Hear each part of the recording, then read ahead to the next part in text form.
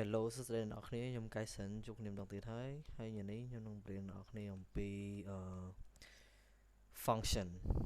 Okay so ជាដំបូងយើងបង្កើត script មកហើយខ្ញុំនឹងបញ្យល់ពី function តិចអ្នកនរគ្នាដឹងហើយ function ហ្នឹងវាអញ្ចេះ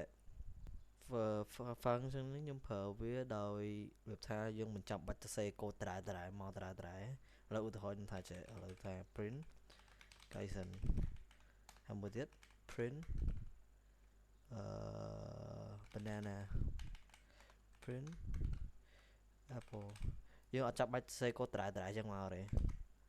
វាខាតពេលយើងអញ្ចឹងតែចឹងហើយបានយើងប្រើ function ព្រោះ function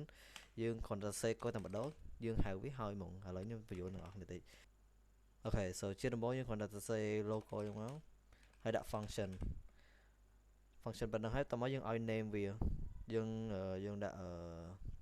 ឥឡូវខ្ញុំឲ្យ name វា my function អញ្ចឹងទៅហើយនៅអាពងខូចនឹងមកតែប៉ុណ្្នឹងមកបានហើយដល់កន្លែងនេះចុចដល់កន្លែងនេះយើងចុច enter វាចេញកន្លែង n នេះ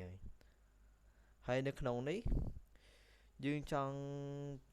ទៅសេកូដមិនក៏បានដែរឥឡូវខ្ញុំទៅសេកូដឲ្យមួយចុះខ្ញុំសេ print hello មកទៀត print កៃសិន print banana អូខេទៅពេលយើងសេប៉ុណ្្នឹងហើយយើងទៅបើឥឡូវបើយើងចុច play វាអត់ចេញ output មកទេដោយសារអីដោយសារយើងអត់តបានហៅ function វាទេចឹងដើម្បីឲ្យវាចេញ output យើងហៅ function នេះមក my function ស្បិតមកច្រឡំ my function អូខេទៅពេលយើង play មកនេះចេញហើយអ្នកនរគ្នាវាចេញ output ចឹងហើយទៅពេលឥឡូវខ្ញុំហៅវា6ដងនេះវា print ចេញមកទាំង6ដងអញ្ចឹងវាស្រួលអញ្ចឹងហើយអ្នកនរគ្នាឥឡូវខ្ញុំសាកឧទាហរណ៍ឲ្យមើលមួយឥឡូវខ្ញុំឧទាហរណ៍ឲ្យអ្នកនរគ្នាមើលឥឡូវខ្ញុំគ្រាន់តែសរសេរ logo function equals ដាក់ flex ដាក់ name ឲ្យវាដាក់ my path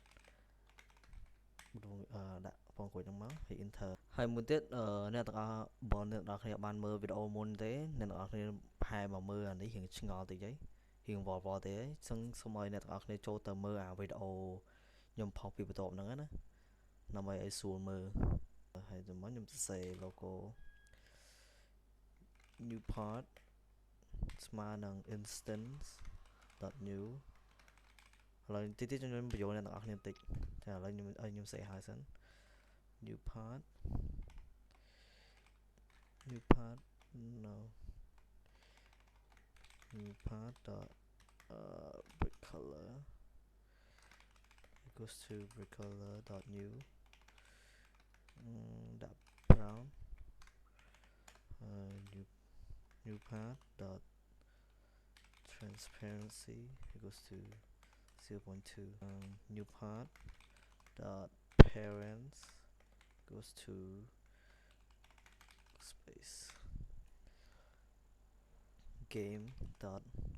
workspace អូខេកន្លែងនេះខ្ញុំបានបង្កើតpath ថ្មីនេះខ្ញុំកន្លែងអានេះយកសម្រាប់តែយើងចង់បង្កើតអីក៏បានដែរយើងចង់បង្កើតថាយើងចង់បង្កើត object អីនៅក្នុងនេះក៏បានដែរនេះដូចជា folder ក៏បានចង់បង្កើត path ក៏បាននិយាយទៅអីក៏បានដែរតែអានេះខ្ញុំបង្កើតវានៅក្នុង script វិញដែលខ្ញុំប្រើ instance.new នេះបើលើបើថាខ្ញុំចង់បង្កើត folder ក៏បានដែរខ្ញុំសរសេរ folder ឃើញអ្នកនរគ្នាឃើញចេញ folder មកតែនេះខ្ញុំបង្កើត path ហើយខ្ញុំបានបង្កើត path ហ្នឹងcolor វា brown ហើយខ្ញុំឲ្យវាមើលឃើញតា 0.2 ឯងហើយកន្លែង new path.parent នេះខ្ញុំឲ្យអា path ហ្នឹងវាចូលទៅក្នុង workspace path.parent អញ្ចឹង parent ហ្នឹងparent វាហ្នឹងworkspace ជំនះអា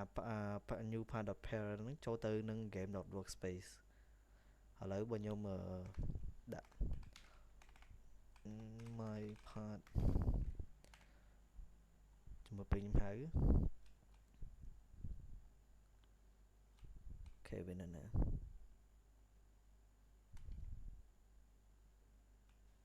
ok bên này không đi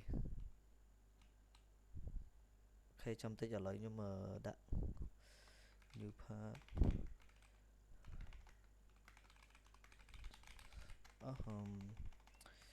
cframe equals cframe dot new